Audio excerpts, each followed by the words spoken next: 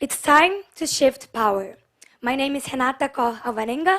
I'm a young gender and climate justice activist from Brazil, founder of Empodera Clima, and public policy student at Harvard University.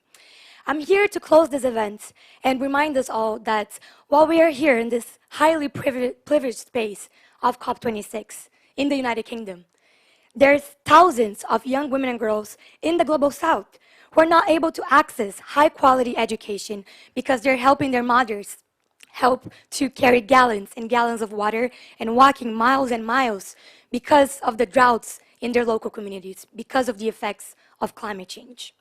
While we are here listening to empty promises from world leaders at COP, we have young girls that have been prevented. We have actually 4 million girls this year who have been prevented from studying, from getting their education because of climate change. And if we don't do anything about it, by 2025, that number is going to be 12.5 million. So think about that. Thank you so much. This is a call to action.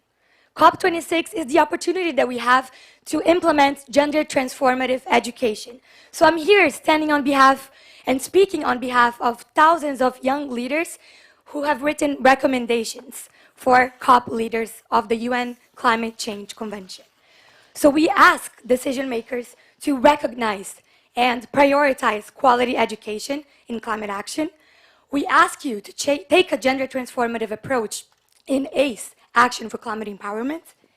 And we also call on you, decision makers, to implement the commitments of the Gender Action Plan of COP25 and include young people in those decision-making tables when you do so. And finally, we demand that you include children and youth in the COP official negotiations of your countries and in the ambitious discussions that we're having, because we're not seeing that right now. But I want you to remember that COP26 is just 2 weeks of the whole year, and we need to ensure that gender transformative policies go well beyond that.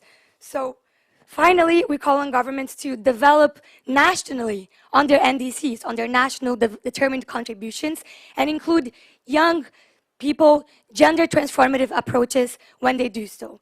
So please remember that we have seen in this past year that the pandemic has shown that we're not as resilient as we should be. Educational systems are not as resilient as they should be. So it's important that we consider what we lived in the past year and a half, in the past 2 years of COVID-19 as a test for what's to come, because the climate crisis is the final exam that we're facing. And we can't do it, but we need to choose to do it. Thank you. So Obrigada. thank you so much.